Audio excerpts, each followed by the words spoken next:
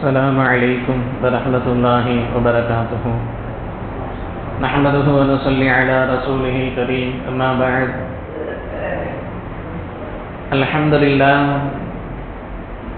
அல்லாஹினுடைய மாபெரும் கருணையினால் இன்றைய இரவோடு 12 நோன்புகளையும் 13 தராவீஹ்களையும் 16 கால் ஜுஸூக்களையும் நாம் நிறைவு செய்திருக்கின்றோம்.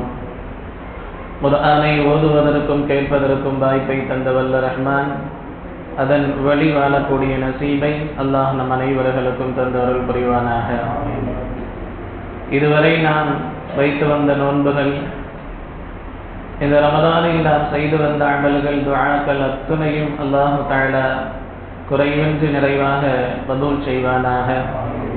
எஞ்சியுள்ள ரமதானினுடைய காலங்களை, அதனுடைய முழுமையான பலாபலன்களை அடைந்து கொள்ளக்கூடிய நசீபை, தாக்கத்தை அல்லாஹ் நம் அனைவர்களுக்கும் தந்த அருள் புரிவானாக. அன்பிற்குரிய அல்லாஹ்வின் நல்லடியார்களே, இன்றைக்கு போதப்பட்ட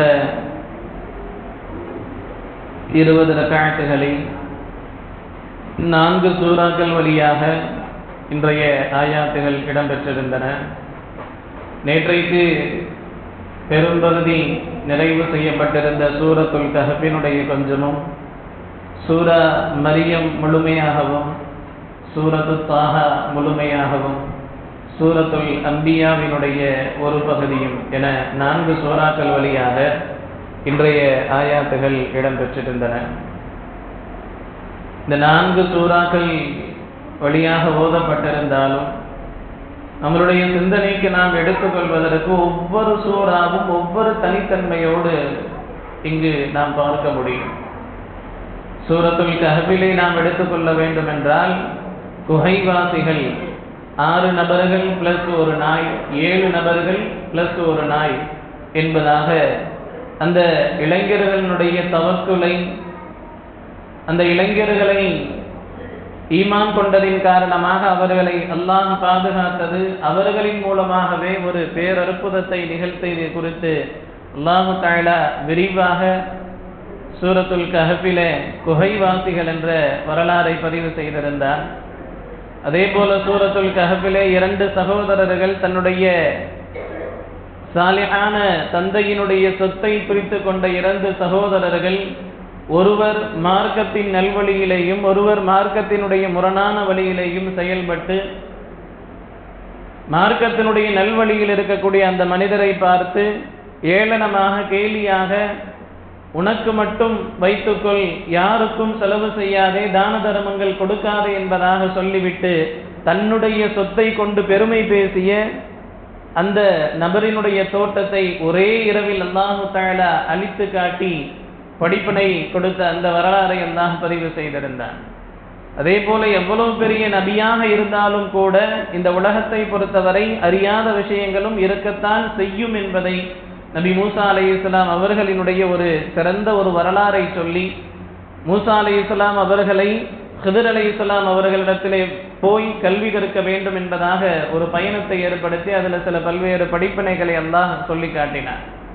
இது கஹ்ஃபினுடைய விஷயங்கள். அதே போல இந்த உலக ஆட்சி கொடுக்கப்பட்ட சில நபர்களில் துல்கர்னைன் என்பவரும் ஒருவர் ஆட்சி பொறுப்பு, ஒரு நிர்வாக பொறுப்பு கொடுக்கப்பட்டால் அவர் எத்தகைய ஒரு அமானத்தோடு அது செயல்பட வேண்டும், நிர்வாகம் என்பது அது எத்தகைய நாளை கேள்வி கணக்குரியது என்பதை பற்றிய துல்கர்னைன் அவர்கள் விஷயமாக அல்லாஹ் தஆலா மிகப்பெரிய ஒரு அரசாங்கத்தினுடைய நிலைப்பாடு குறித்து அல்லாஹ் தஆலா பேசியிருந்தார்.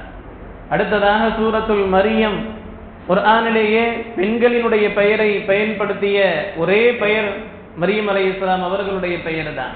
இந்த மரியம் சூறாவிலே மரியம் அலைஹிஸ்ஸலாம் அவர்களுடைய வரலாறு குறித்தும் ஈசா அலைஹிஸ்ஸலாம் அவர்களுடைய வரலாறு குறித்தும் அல்லாஹ் தஆலா தெளிவாக பேசினார்.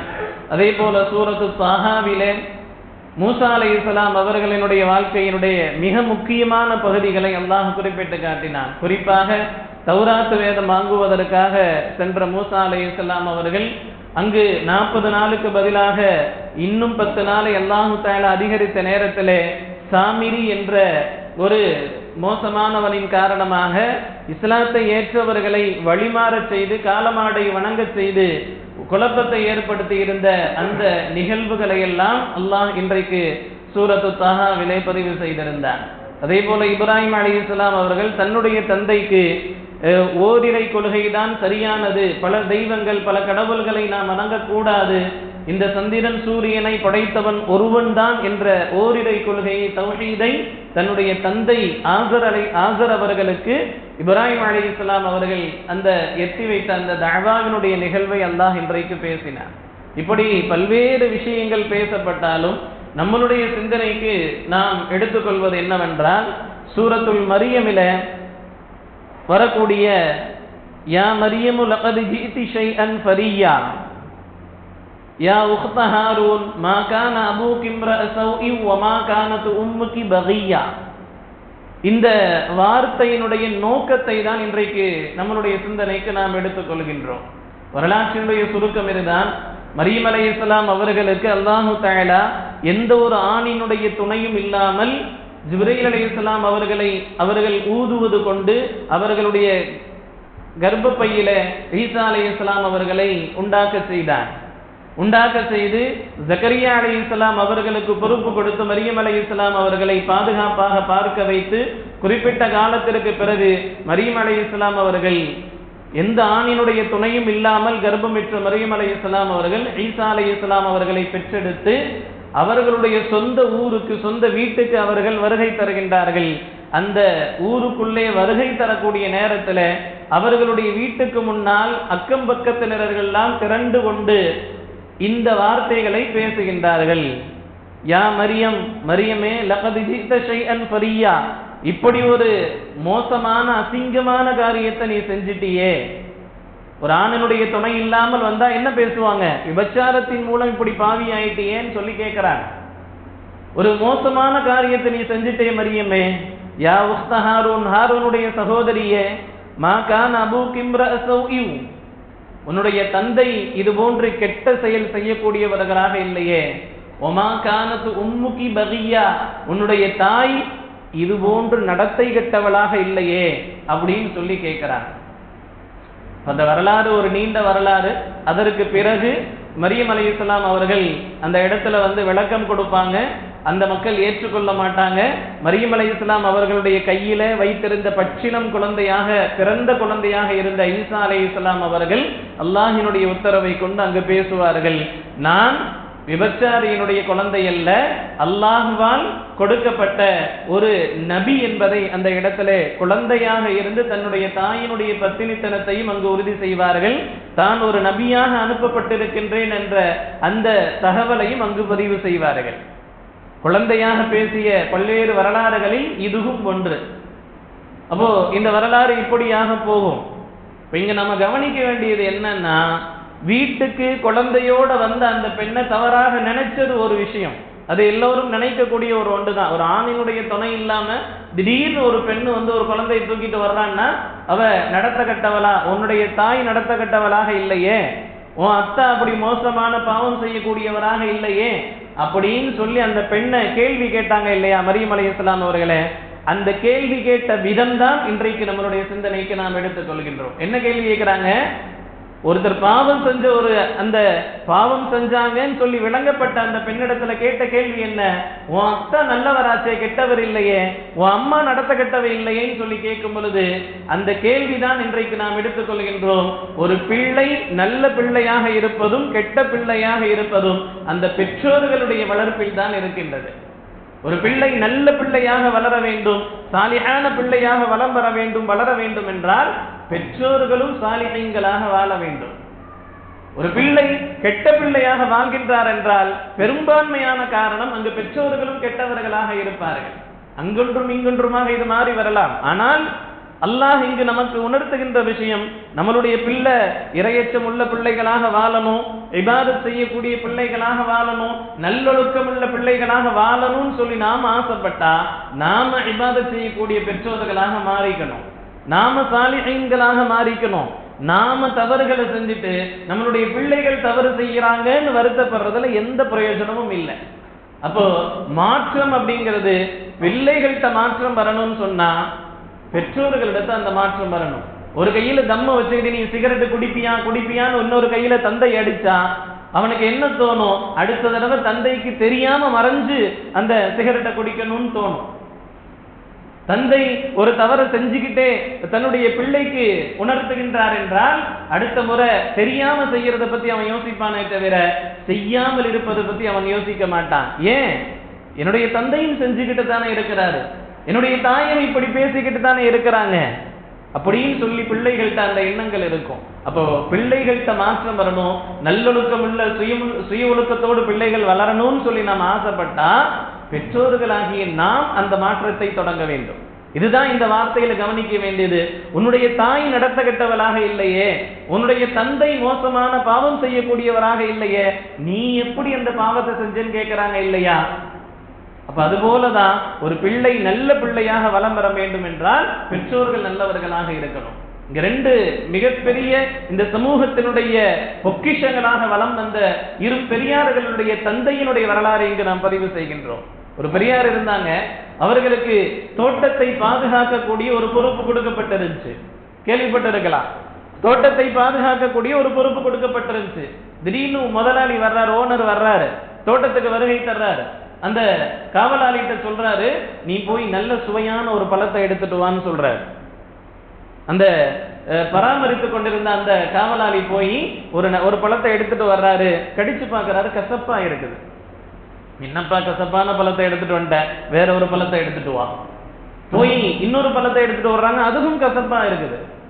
வேற ஒரு பழத்தை பறிச்சுட்டு வா. மூணாவது தடவையும் அனுப்புறாங்க. மூணாவது தடவையும் இந்த பழம் கசப்பா இருக்கு.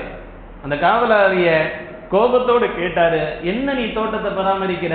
ஒரு தோட்டத்துல எந்த காய் கசக்கும் இனிக்கும் புளிக்கும் கூட உனக்கு தெரியாதா அப்படின்னு கேட்கும் பொழுது இரையச்சமுள்ள அந்த காவலாளி சொன்னாரு, முதலாளி அவர்களே, இந்த தோட்டத்தை பராமரிக்கக்கூடிய பொறுப்பு தான் எனக்கு கொடுத்திருக்கீங்களே தவிர அதை சாப்பிட்டு ருசி பார்க்கிற பொறுப்பை எனக்கு நீங்க கொடுக்கலையே, அந்த அனுமதியை நீங்க எங்களுக்கு கொடுக்கலையே, நான் எப்படி அதை சாப்பிட்டு பார்க்க முடியும்?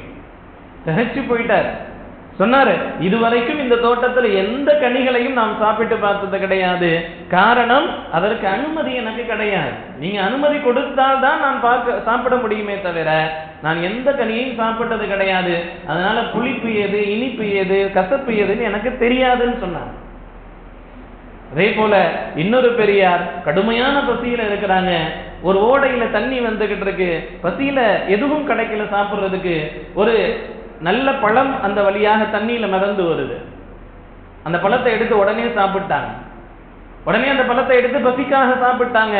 சாப்பிட்டு முடிச்ச பிறகு இது யாருக்கு சொந்தமானதுன்னு தெரியலையே, மிதந்து வந்துச்சு, நான் சாப்பிட்டேன், இப்ப நான் என்ன பண்றது அப்படின்னு சொல்லி ஒரே மனக்குழப்பம்.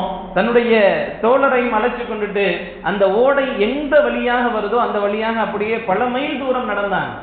கொஞ்சம் தூரம் போன பிறகு அங்க ஓடை ஓரத்துல அந்த பழம் சார்ந்த ஒரு மரம் ஓடை ஓரத்துல இருக்குது. அப்ப விளங்கிட்டாங்க, இந்த மரத்துல இருந்தா அந்த பழம் விழுந்திருக்குது. அப்ப இந்த மரத்தினுடைய ஓனர் யார்? பக்கத்திலே வீடு இருக்கு.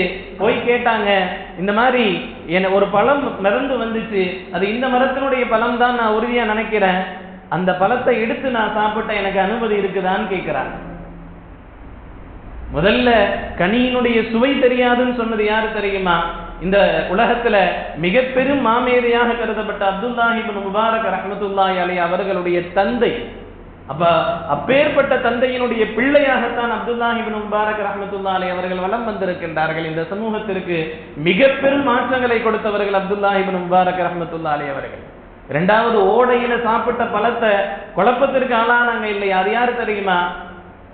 வழிமாறுகளினுடைய தலைவர் என்று இன்றைக்கும் போற்றப்படுகின்ற அப்துல் காதர் ஜெயிலானி ரஹ்மத்துல்லாஹி அலைஹி அவர்கள், கத்தஸல்லாஹு சிர்ரஹுல் அஸீஸ், அவர்களுடைய தந்தை. அப்ப எப்பேற்பட்ட பிள்ளைகளை அவர்கள் இந்த உலகத்திற்கு கொடுத்திருக்கின்றார்கள். காரணம், அவர்களுடைய தந்தைமார்கள் அந்த ஒழுக்கத்தோடு அவர்கள் வாழ்ந்திருக்கின்றார்கள் என்பதுதான். எனவே அன்பிற்குரிய அல்லாஹ்வின் நல்லடியார்களே, எந்த ஒரு விஷயமாக இருந்தாலும் பிள்ளைகள் பொய் பேசக்கூடாது, சுய ஒழுக்கங்களோடு வளர வேண்டும். நல்ல ஒழுக்கமுள்ள பிள்ளைகளாக நாம் வாழ வேண்டும் என்பதாக நாம் நினைத்தால் முதலில் அந்த மாற்றத்தை நம்மிலிருந்து நாம் தொடங்க வேண்டும் என்பதை இந்த வார்த்தைகள் நமக்கு சொல்லுகின்றன. நபி ஸல்லல்லாஹு அலைஹி வஸல்லம் அவர்கள் சொன்னார்கள், உலகத்துல பிறக்கக்கூடிய குல்லு மௌலூதுன் யூலது அலா ஃபித்ரத்தில் இஸ்லாம். இந்த உலகத்துல பிறக்கக்கூடிய அத்துணை பிள்ளைகளும் இயற்கையின் அசைவிலே தான் அது பிறக்கின்றது. அவர்களுடைய பெற்றோர்கள் தான் ஐயு ஹவ்விதானிகி அவு யு நஸ்ஸிரானிகி அவு யு மஜ்ஜிசானிகி. அந்த பெற்றோர்கள் தான் அந்த பிள்ளைகளை யகூதிகளாக மஜூசிகளாக அவர்கள் மாற்றுகின்றார்கள் என்பதாக கண்மணி நாயகம் ஸல்லல்லாஹு அலைஹி வஸல்லம் அவர்கள் சொல்லி காண்பித்தார்கள். அன்பிற்குரிய அல்லாஹ்வின் நல்லடியார்களே, நம்மளுடைய பிள்ளைகளுக்கான மாற்றத்தை பெற்றோர்களாகிய நாம் நம்மிலிருந்து நாம் தொடங்க வேண்டும்.